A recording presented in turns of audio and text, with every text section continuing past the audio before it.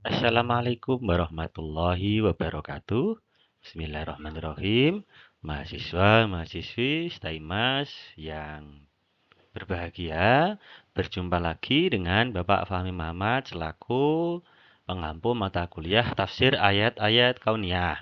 Pada kesempatan kali ini kita akan membicarakan mengenai pengantar terlebih dahulu pada pembahasan tafsir ayat-ayat kauniyah berupa integrasi dialektik antara sains dengan Al-Quran.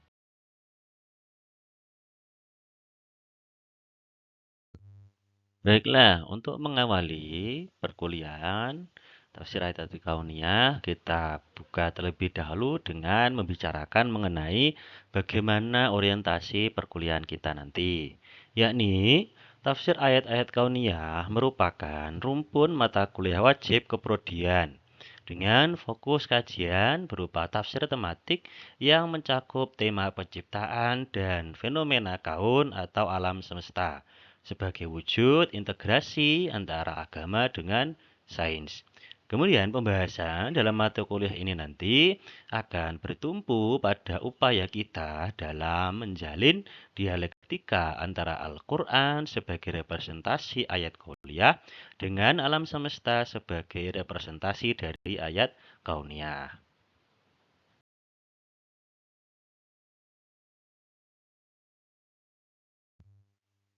Selanjutnya, bertolak dari orientasi yang telah kita pahami bersama, kemudian kita mulai rumuskan mengenai definisi dan tujuan dari perkuliahan mata kuliah tafsir ayat-ayat kauniyah. Definisi dari tafsir ayat-ayat kauniyah yakni berupa bagian dari tafsir tematik atau maudhu'i yang mengkhususkan pada ayat-ayat Al-Quran yang berkaitan dengan fenomena alam semesta. Kemudian, yakni integrasi sains dan religi, menghubungkan wahyu sebagai ayat qauliyah dengan realitas empiris, yakni ayat kauniyah sebagai tanda kebesaran Allah sebagaimana dalam surat Fussilat ayat 53. Kemudian, untuk tujuan pembelajaran ada tiga, yakni pertama, memahami alam semesta ini sebagai kitab terbuka untuk memperkuat dan menambah keimanan kita terhadap kebenaran dan kemukjizatan Al-Quran dari segi saintifik dan temuan fakta ilmiah. Yang kedua, untuk mengembangkan pendekatan interdisipliner antara tafsir sains dengan filsafat. Dan yang ketiga, untuk mendorong adanya kesadaran ekologis berbasis nalar Al-Quran.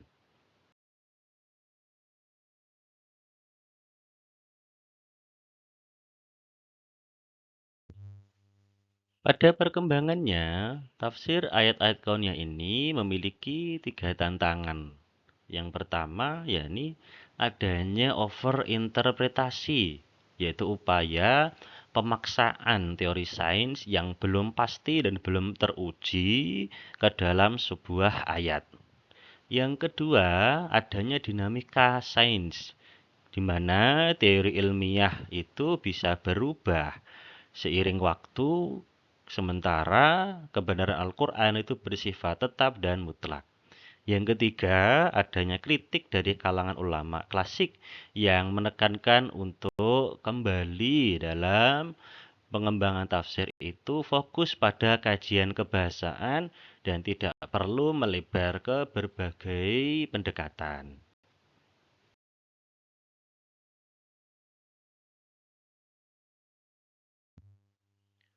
Adapun upaya untuk menghadapi tantangan tersebut ada pendekatan ekotafsir yang bisa ditawarkan dalam perkembangan kajian tafsir ayat-ayat kauniyah.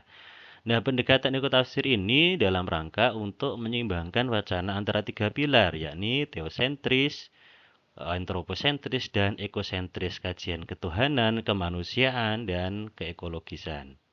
Kedua, pendekatan ekotafsir ini dalam rangka untuk memperkaya khazanah tafsir dengan menafsirkan ayat-ayat yang berpotensi mengandung tema tentang lingkungan untuk ditafsirkan dengan menggunakan perspektif ekologis.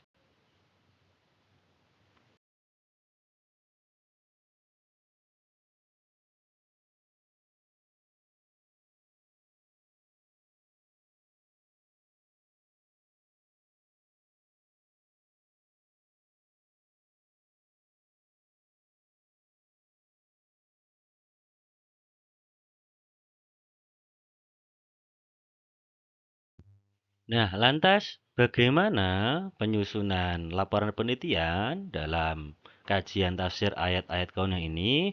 Mahasiswa-mahasiswi sekalian, ada 3 ragam bentuk kajian yang dapat kalian lakukan. Yang pertama, yakni berupa kajian tematik dengan cara mengumpulkan ayat-ayat kauniyah dalam satu tema, terfokus dalam satu tema besar tertentu, semisal penciptaan langit, bumi, air, dan tumbuhan. Dengan contoh berupa kosmologi dalam surat Ad-Dzariyat, yakni tentang ekspansi alam semesta. Ada juga contoh semisal kajian dalam bidang biologi tentang asal-usul kehidupan yang dari air.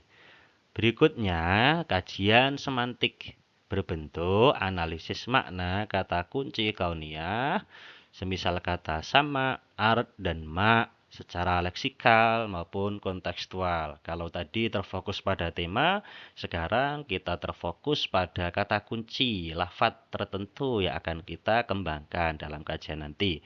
Semisal kata sama dalam surat Fussilat ayat 12 tentang langit yang tidak hanya berupa unsur fisik tapi juga sistem kosmis yang teratur.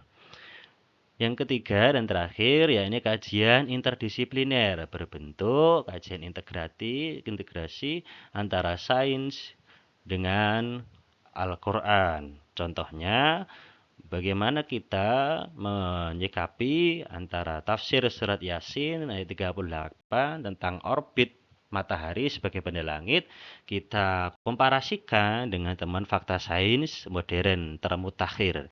Ada juga semisal kajian dalam bidang geologi yang membahas tentang lempeng tektonik.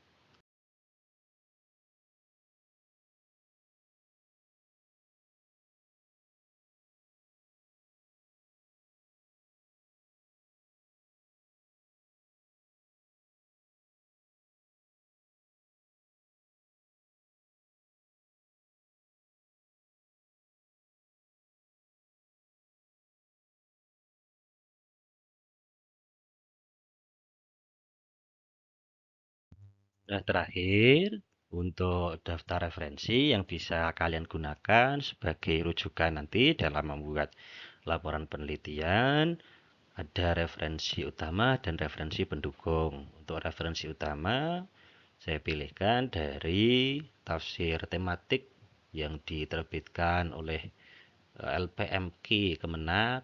Itu ada tema-tema besar yang dicantumkan di dalamnya. Kemudian ada juga tafsir Al-Misbah dari Pak Quraisy. Kemudian ada juga dari tafsir karya luar, yakni Ayatullah fil Kaun karya Abdullah Syahadah. Kemudian untuk pendukung itu nanti bisa kalian gunakan Abdullah Sani Ridwan, sains berbasis Al-Quran. Untuk referensi ini sebatas tawaran dan juga wawasan bagi kalian semua untuk membuat laporan itu agar lebih terverifikasi dan dapat dipertanggungjawabkan. Adapun jika kalian untuk mengembangkan kajiannya bisa menggunakan referensi yang berada di luar referensi yang telah saya tampilkan ini, asalkan referensi tersebut bersifat valid dan dapat dipertanggungjawabkan secara ilmiah. Terima kasih atas waktunya.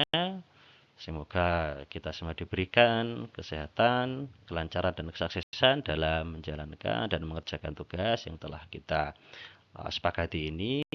Akhirul kalam, walafu minkum. Assalamualaikum warahmatullahi wabarakatuh.